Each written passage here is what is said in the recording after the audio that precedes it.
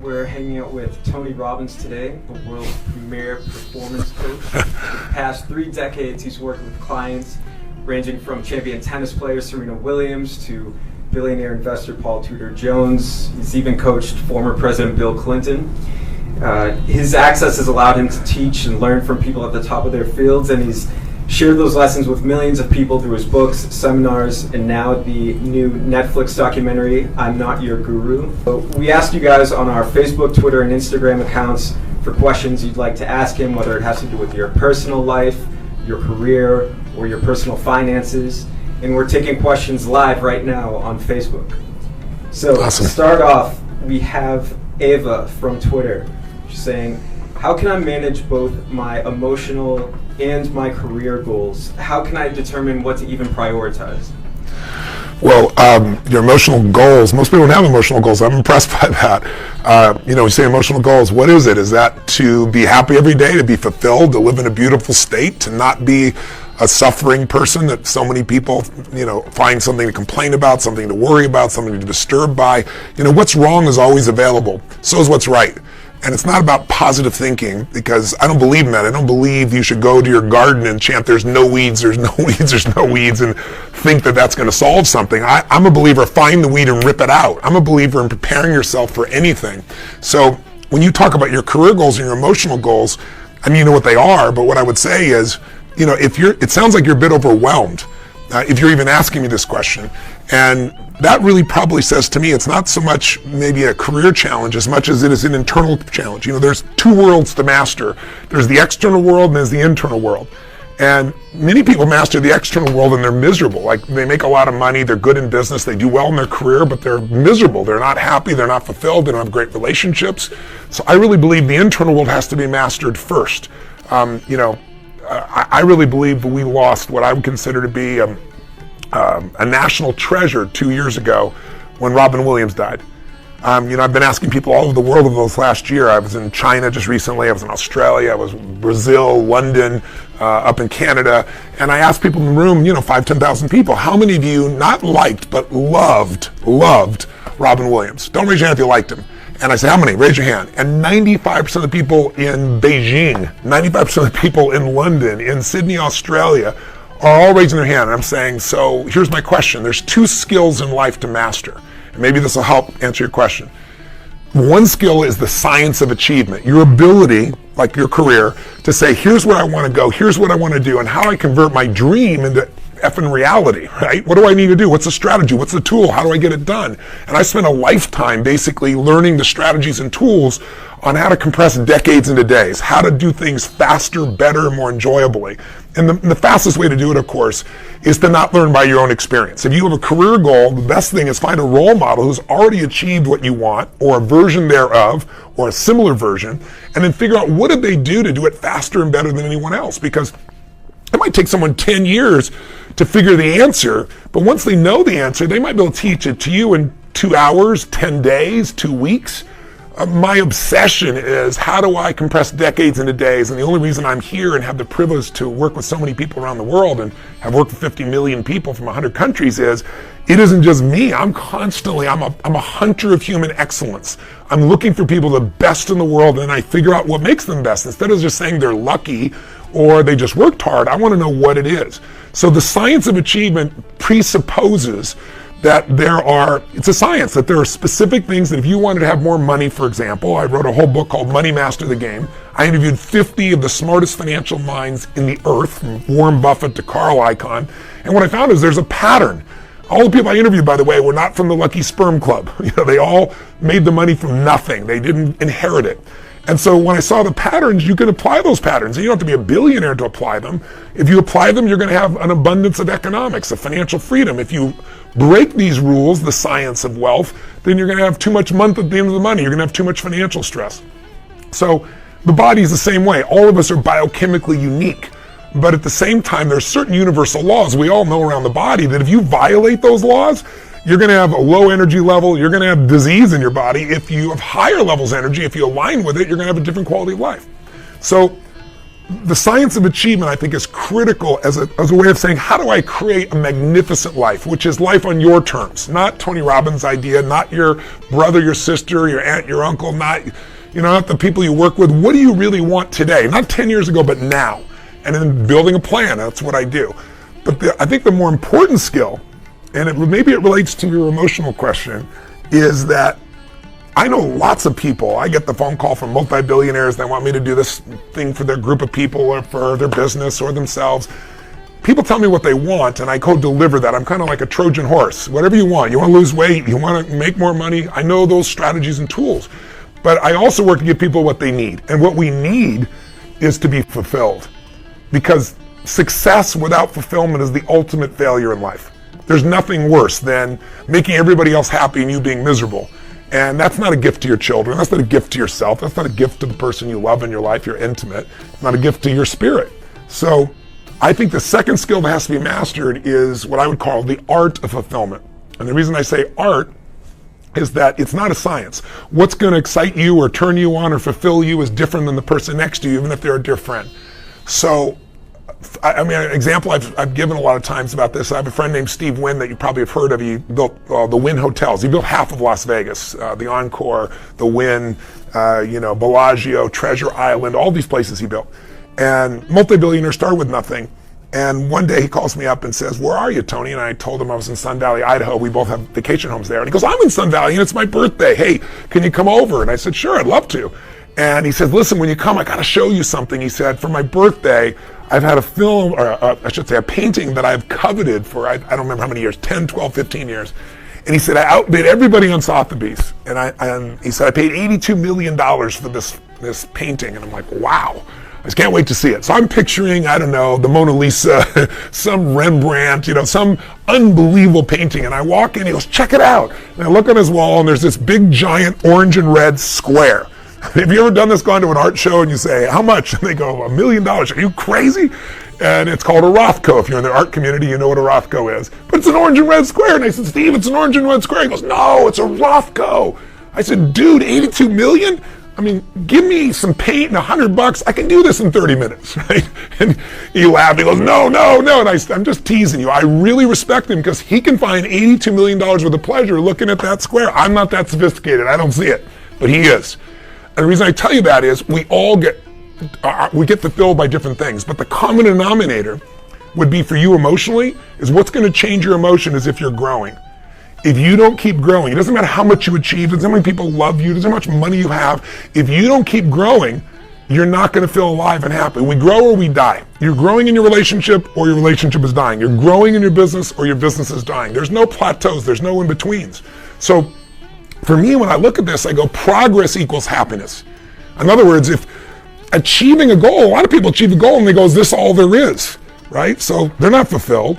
What you really want to do is, it's not the goal that makes you happy. What makes you happy is who you become in pursuit of the goal. What you get won't make you happy. Who you become will make you happy or really sad, depending upon who you become in the pursuit of what you want. So I'm a big believer we grow so that we can meet a deeper need. We all want to give. Everything thinks they want to receive, but truthfully, when something great happens in your life, the first thing most of us want to do is share it with somebody we love, right? Because it's so beautiful, and because when we share it, it becomes more. There's only so much joy, pleasure you can feel inside. You can have drugs, alcohol, rock and roll, everything you supposedly think you may want, but you only feel so much. But when you share it, it expands. So I really think that, if you look at somebody, like I was giving the example here of, a man that mastered all of these sciences, meaning he made TV shows, he made the whole world laugh, he made more money than he can spend, Robin Williams, had a beautiful family, and he killed himself. He hung himself, leaving behind millions of people who loved him, more importantly, leaving behind his family, his wife and children. Why? Why did he kill himself? Because he suffered. Because he made everybody happy but himself. So a huge part of my focus is teaching people how to stop suffering. And if you're listening, you should probably say, I don't suffer. If you would have said to me a year and a half ago, do you ever suffer? I'd say, are you crazy? I was like, I have 4 amazing kids, the most amazing wife. I have millions of people I get to serve. I got a mission. I got so much freedom in my life. And that would all be true. I wouldn't be exaggerating. But at the same time, I've come to learn that emotionally, to answer your question, there's only 2 types of emotions you can have. Suffering emotions, which we don't like to use that word, but it's really, if you're pissed off, if you're frustrated, if you're worried, if you're overwhelmed, if you're stressed, achievers are never fearful, they're just stressed. I always tell people, stress is the achiever word for fear. If I follow your stress, it'll take me to your deepest fear. So those are all suffering states. And in those states, you're not your best self. In those states, you don't enjoy your life at the highest level. If you have a problem in those states, it's hard to solve it. But the states that I've learned to train my nervous system, train my mind and heart to be in are beautiful states of being. Not just happiness. Happiness is wonderful, but if you're just trying to be happy all the time, it's artificial. But you can be happy, you can be grateful, you can be creative, you can be driven, you can be hungry, you could be in a state of awe, you could feel joy, love, surprise. And when you're in those emotional states, life is beautiful. When you're in those emotional states, you treat other people better because you feel better. You're in those emotional states, you perform at a higher level. And if you can have a problem and you can stay in a beautiful state, you can solve the damn thing.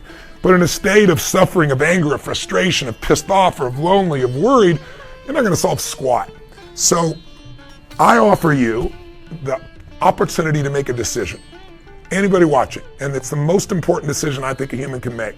One of the most important decisions is who you're gonna spend time with, who you're gonna love, who you're gonna have children with if you're gonna do that, who you're gonna be intimate with, because who we spend time with is who we become. But I think an even more important decision is deciding you're gonna be happy no matter what. Not I'm happy as long as I make enough money, not I'm happy as long as my kids be happy, so not I'm happy because my business did something, but you're happy even if it rains on your parade, even if things are terrible, because you've decided life is too short to suffer.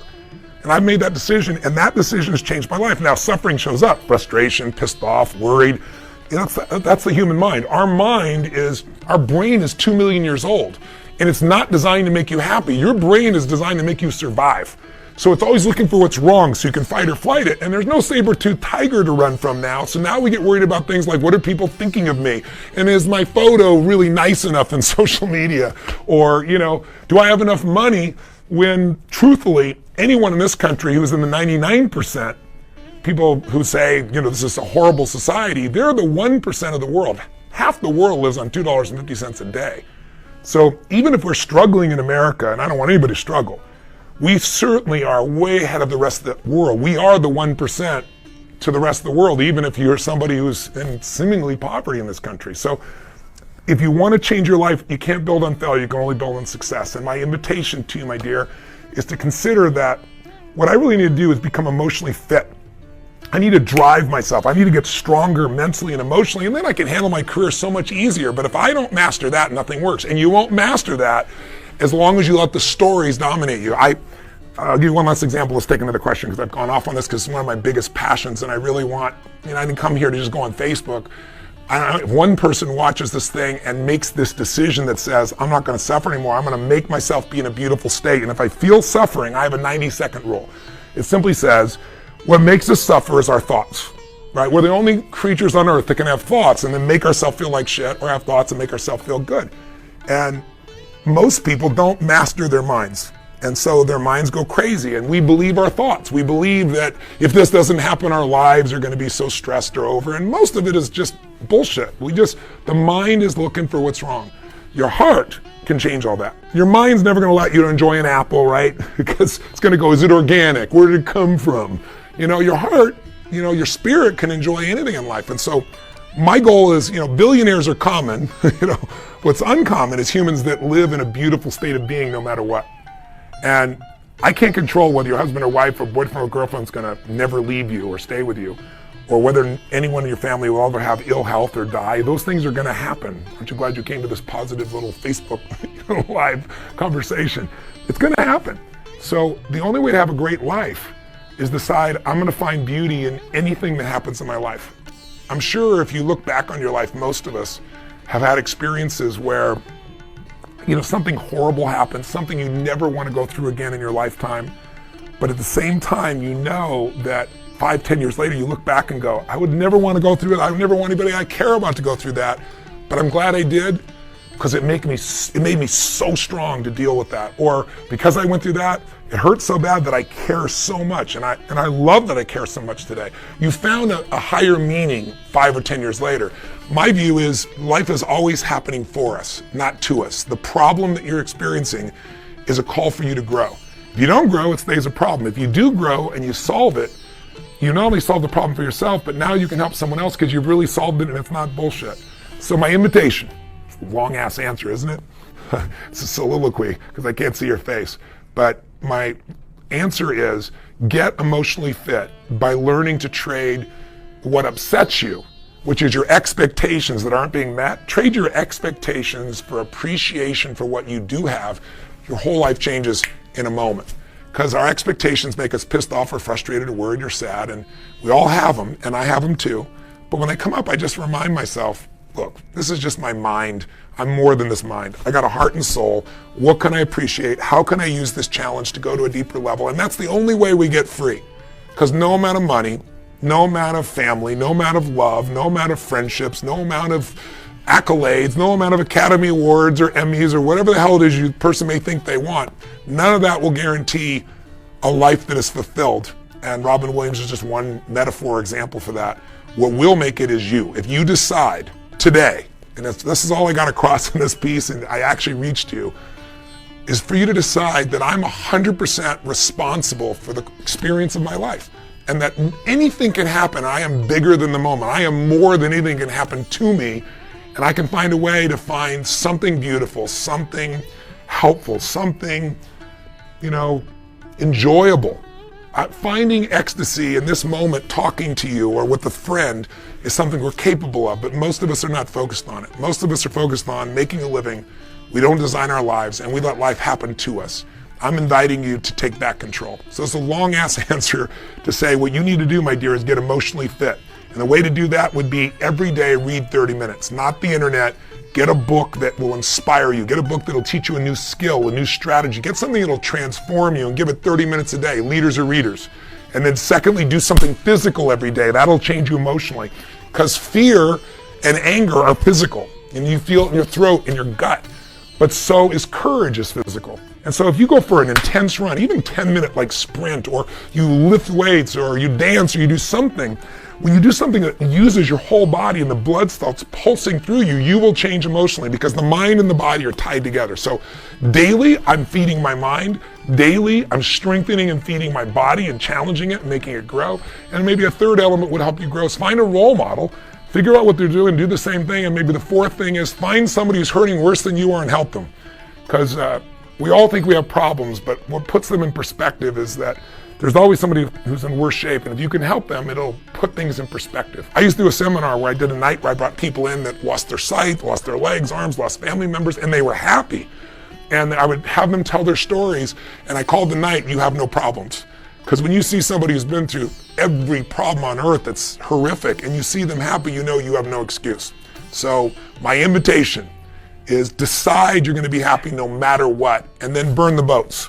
If you want to take the island, burn the boats. In other words, burn your ability to go backwards. Commit yourself to this. And I think you'll find, I know you'll find, as I have, an even greater quality of life that everyone deserves. And look, in these divisive times, angry people are everywhere. And that anger comes from hurt. And we live in a society right now where, so many people look at the world only through their perception, and then they feel upset. If you watch MSNBC, you're going to have one experience. If you watch Fox, you're going to think life is a totally different experience. And I think what we got to do is come together. And Americans all over this country are hurting. Black, white, Asian, Hispanic, you name it. And I think we've got to come together. And the only good news about the situation we're in right now is things like Black Lives Matter.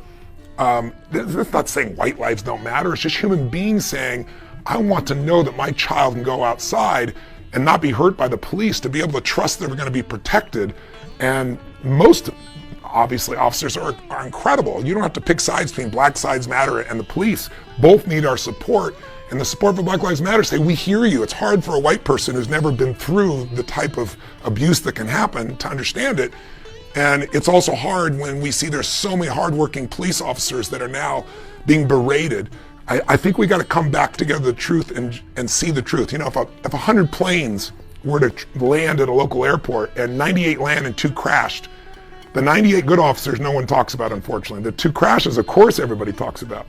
And so my hope is that societal change only happens when we hit a threshold, when change becomes a must because it's too painful. And my hope is that we're near that threshold now and that we as a society can improve. But people ask me all the time, and someone asked me recently and said, what kind of person would go like Paris and kill men, women, children, or San Bernardino, or what happened down, in Orlando? And I say, I can't tell you who did it, but I can tell you who didn't. A happy person didn't kill all those people. A fulfilled person does not look to hurt others, kill others. A happy, fulfilled person does not try to steal from other people. They don't try to tear people down. So when you see somebody angry, tearing everybody down, they're suffering. And the best solution for that first is don't suffer yourself, because then you can have some compassion and perhaps connect with them and not judge them. So that's my soliloquy. I hope there's something in there that you find useful. You can tell I'm quite passionate about this because I hate to see people suffer, and I love to see people lit up.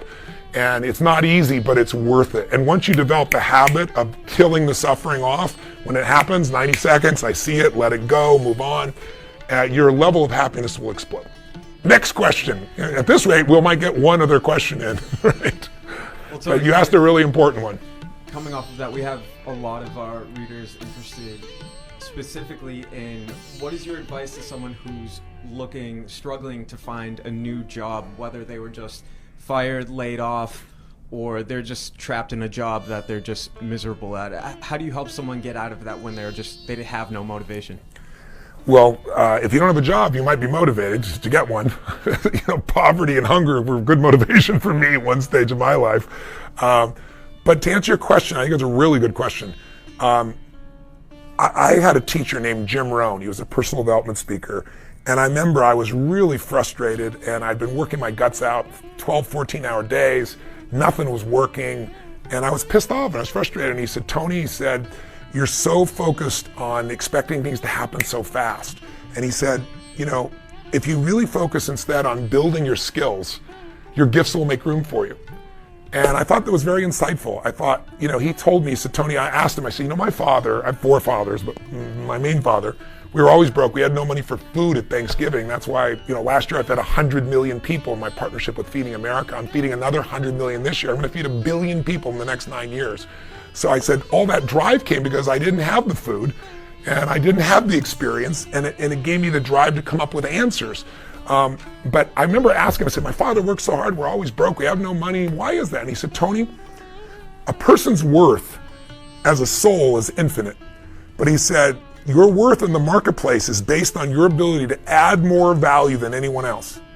If you can find a way to do more for others in your company, more for the employees, more for the clients than anybody else, your gifts will make room for you. But in order to do that, you got to build skills. He said, look, if you go to work at McDonald's, and the numbers were different back then, but I think now, some places it's $15 now because the law changes, but other places it's about $7.50. Why does somebody at McDonald's make $7.50 an hour? And then you look at some of these hedge fund guys, one guy in particular I know, John Paulson, made like $4 billion personally just 1 year and $5 billion the next year. And the level of injustice on the surface of that seems so huge. But the reason somebody makes $7.50 an hour is their skill sets aren't that sophisticated, and a machine's doing most of the work. And more of that's coming, as we all know. I mean, what's going to happen to truck drivers when there's 3 million truck drivers 5 or 10 years from now, whenever it really happens, when you have self-driving trucks and they can drive 24 hours a day and they don't make mistakes? And no one's telling those truck drivers what they got to do right now. You need to retool. You need to figure out what is in demand in the marketplace. And you need to go get those skills and those abilities so that when things happen, you're going to be in charge and you're going to have a great life. You're not going to be wondering, how do I keep myself going? How do I survive? How do I earn an income? And right now, blue-collar jobs that all the politicians tell us they're going to bring back from China, it's all bullshit, and you know it. Those jobs are never coming back. People who make $100,000 a year, there's a 1% unemployment rate for.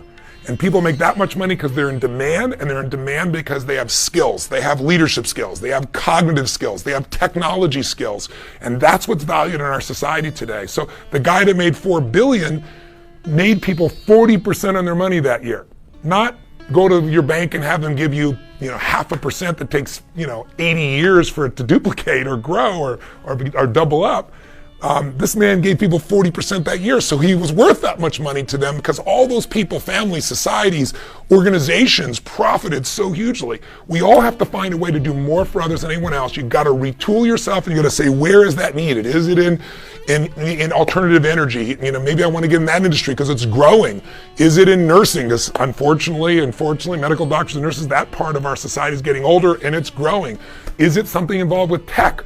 But you don't want to delude yourself and just think, I'm just going to get another job with the skills I have. You got to go get them, and you got to get yourself up and moving. And if you do, you're going to have an amazing life. If you don't, you're going to listen to politicians who will make you empty promises. I mean, you know, I like Bernie Sanders a lot personally, but I wouldn't have voted for him because, you know, things like saying the answer is that we're going to provide everyone with, you know, college education sounds so smart.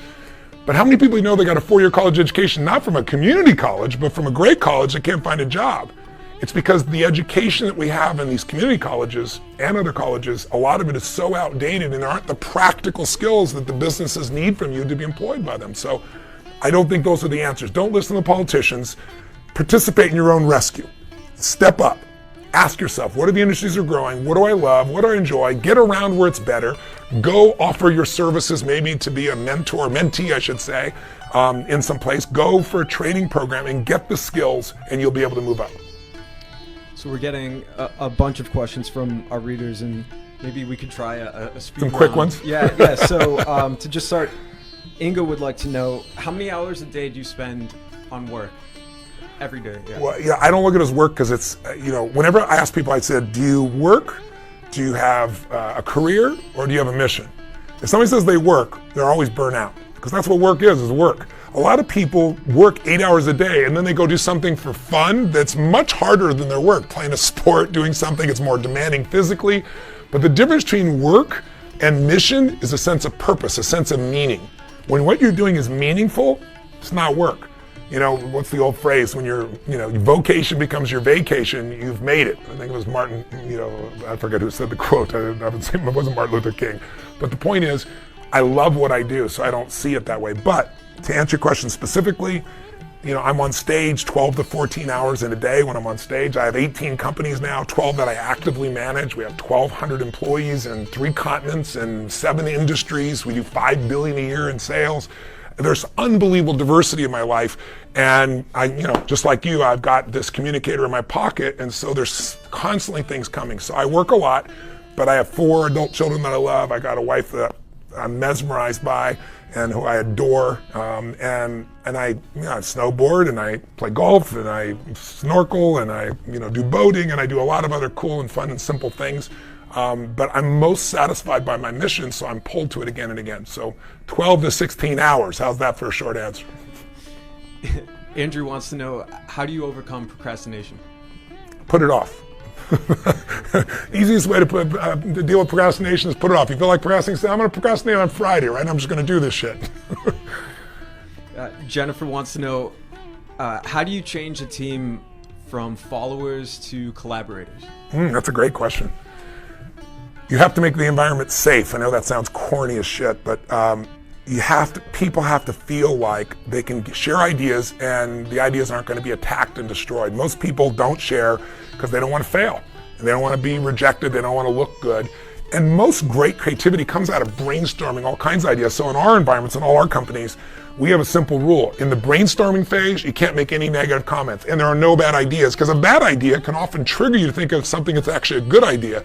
The secret is not to stop the flow and just get everything out as fast as you can. So if you want to get a group to become collaborators, create a safe environment, create some simple rules, make sure people don't interrupt and step on people, get the ideas up, and then a momentum takes over. When people start to see that bad ideas can lead to good ideas, and there are no bad ideas. When people start to see that they're respected and appreciated, then most people want to participate. People don't come to work so they can sit around and do nothing. They don't come to work to have someone tell them what to do. I mean, we live in a society today where most of us don't work on a platform where we're having an assembly line and we got to do what everybody else does. We have to be self-directed, self-motivated, self-driven, and we've got to find ways to add value. So if you show people that they're heard and if their ideas get implemented, if it's safe, you usually can get a much higher level of participation than most companies do.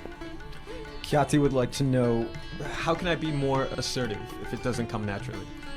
Well, that's interesting. How to become more assertive. I've taught for decades that trying to do that in your head to be more assertive, it's hard because your brain's like, oh yeah, but what if this, what if that, and who am I to do this? And the mind plays these games.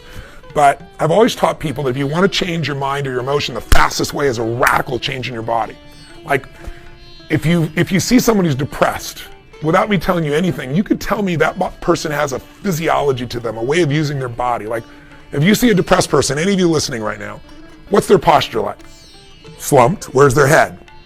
Down. Are they breathing full or shallow? You know, shallow. Do they talk really loud and fast, or more quiet and more hesitant? It's more quiet and more hesitant. And the reason is because in order for us to feel any emotion, anger, frustration, uncertainty, excitement, we have to use our body a certain way. And emotion is energy in motion. That's what emotion is. Emotion comes from motion. So the way you move, the way you speak, the tone of your voice, the pitch, the tempo. When I speak like this, I feel very differently than if I went, okay, what's the question again? I think if you were to really, work on your body, I think it will be better. It's like, I want to kill myself in that state. It's just like you feel dead. So most of us have habits of using our body, our breath, our movement, our facial muscles. We have 80 different muscles in our face, 80. For most people, this is the largest area of unemployment in the country. Right? They do the same basic thing over and over again, so they feel the same emotions. So if you want to change your life and you want to be more assertive, get around more assertive people and model them. Take on their posture, move. It seems artificial and bullshit, but I'm sure you know that if you were to fake laugh for a while, what happens is all of a sudden you start to really laugh.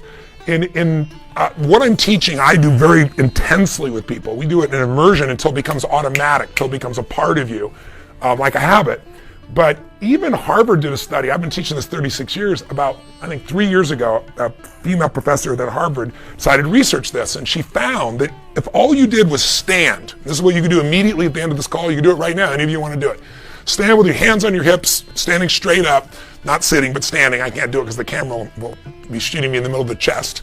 But when you stand straight up like this, what will happen is if you stand that way for 2 minutes, like Superman, Wonder Woman, within 2 minutes, the testosterone in you, male or female, increases an average of 20%. And the cortisol, which is the stress hormone that stresses you out, drops 15% in 2 minutes. And all you're doing is standing like this, and you're 1/3 more likely to take action, be more assertive, do something you normally wouldn't do. So go stand for 2 minutes like that. I know it sounds totally absurd. There's a TED Talk where she describes this if you want to go see it. I forget the title, but it has to do with, I think it's power postures. But that's one simple thing you can do right away. So what Santiago wants to know is, how can I overcome a fear of failure if it's keeping him from going forward? So Santiago, if you've got this fear of failure, the easiest way to deal with the fear of failure is to be more fearful of not taking action, to be more fearful of settling for a life that is far below what you deserve and what you desire. Turn fear on itself. You're never going to get rid of fear. We all have fear. I've dealt with presidents of the United States, presidents, multi-billionaire presidents of companies, prisoners, kids, professional athletes. Everybody has a place where they get fearful. It's just the human mind, it's there. So it's not that you're not going to be fearful. I think what it really is just, again, training yourself to say, I can be fearful and I can do it anyway. I don't have to get rid of the fear. I just have to dance with it. I have to use the energy of it to move myself forward. And I found in the early days, I used to when I was trying to make a decision, I would do what I called my rocking chair test. I was like, I can't get myself to do it. I took a helicopter ride one time, and it got me, I was supposed to get to the airport, and I couldn't get there literally for my seminar on time, and I had to be on television the next day, and there was only one flight, and I wasn't willing to cut the seminar, and I said, get me a helicopter. So they brought the helicopter, landed on the roof, I went up, and I got to the airport in Seattle in 12 minutes instead of 45. I made my flight. So I did this, and I was like, wow, we're flying straight across all the people, bumper to bumper, no stop. This is the way to live. What would it take to, learn how to fly a helicopter? And so, I went to go do it, but it's money, time, energy, where am I going to fit all this in? And so I do this rocking chair test to overcome my fear. I just go, okay, instead of being afraid, I don't have the time or the money, I can't do this. What would life be like? I'm 85 years old, I'm in my rocking chair, and I flew helicopters, and I took my friends and family and took the doors off, and we screamed down on the water, and we lived this life where you could go wherever you want the way you want. It was like, wow. I looked at what that life would be, felt incredible. And what if you never learn? What if you come up with all these fears? I don't have time, I don't have the money, I don't know if I can do it, I don't know if I can master it, and you let the fears dominate me, and I never learned to fly a helicopter, and I'm 85 in my wheelchair. Notice that's what I'm thinking now, in my rocking chair, and I look back on my life and I missed out on all that. Very often, you can turn fear on itself, but the fastest way to deal with fear is do it anyway. You don't have to feel good to do stuff. That's an illusion. Make yourself do it. I get up every morning in my life, I say every morning, most mornings, if I'm fortunate enough to be at one of my homes or in many places where I have these cold plunges, 56 degrees. And I make myself first thing jump in that cold plunge. And why? Because I'm a masochist? No. Because first of all, when you go to 56 degrees, every blood goes to every organ of your body. It flushes your system out. It moves your lymph. It's incredibly healthy. But also, I don't want to do it ever. It's too intense. But what I've trained my brain is when I say do it, we do it. I don't negotiate with my mind. I run this in my heart and soul. I don't let the brain run. I use my brain. I don't let my brain use me. I use my mind. I don't let my mind use me. And the way I do it is I've trained it. When I say we go, we go. And I've done it so often that it doesn't matter if it feels good. It doesn't matter if it's too cold. It doesn't matter if I don't feel like it. It doesn't matter if I'm fearful. I do it anyway. And when you train yourself to do it anyway, you have a freedom most people will never have. Tony, we have just a little bit more time for one more question. Jasmine wants to know, how do you stop caring about what other people think about you? How do you stop caring about what other people think about? I don't know that you ever stop caring completely. People say they don't care. I think what they really mean is I don't let it stop me. I've dealt with presidents of the countries. I've dealt with the top celebrities. Everybody cares. I care. But I don't care at the level where I'm willing to modify me. I don't care at the level where I'm only going to do it to try to please somebody, because I know that, like Taylor Swift says, the haters are going to hate. It's like nothing you're going to do is going to change it. They'll turn something positive into a negative because they're so damn fearful. Whenever people say to me, by the way, that I'm skeptical or I'm pessimistic, I say, come on, let's be honest, you're gutless. It doesn't take any courage to say nothing's going to work, because what you're really saying is I'm afraid to try, because what if I get my hopes up and I'm disappointed? What if I try and I fail and then I look bad? So the hipster approach is to not give a shit. Not giving a shit's a way to have a terrible life. I think you do give a shit. I think you do care, but I think you just don't let it stop you. And I think the way that gets done is you find a mission that you value more than your fear. In other words, many of us will do things for our children we would never do for ourselves, right? I think that's the beauty of human beings. We'll do things for people we love even more than ourselves. That's what makes us human. And I think that's a beautiful part of who we are. So maybe you find something. And I don't get up every day when I'm exhausted or tired or burnt out, my body hurts. I don't get up because, this feels so wonderful. I get up because I have a mission. I have something that excites me. I have something that keeps me up late, gets me up early, and makes me feel alive. And if you want to feel what that's like, I'd love to have you come to an event, but I got a cool thing now, which is Netflix did a documentary with Joe Berlinger, he's got 7 Emmy nominations, 2 Emmy Awards, 2 Academy Award nominations, 2 Peabody Awards he's won.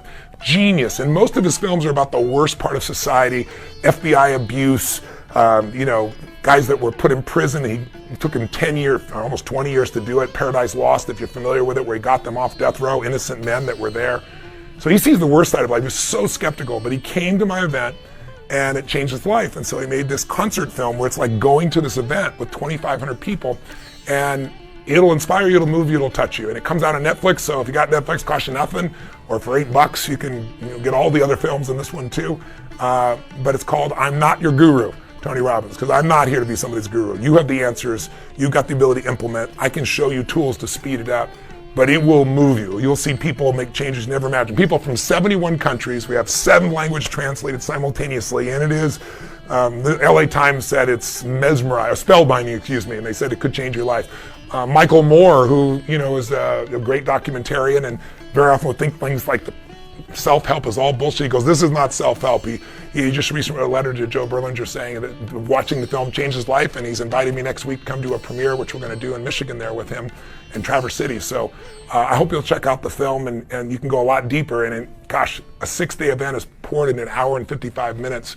I hope you'll watch it because we made it to help people change their lives, and it's available in 190 countries, and it's translated. So that's the power of Netflix. Have fun. Thanks for letting me talk with you today, and I hope I'll have the privilege of maybe meeting you someday soon. Well, thank you.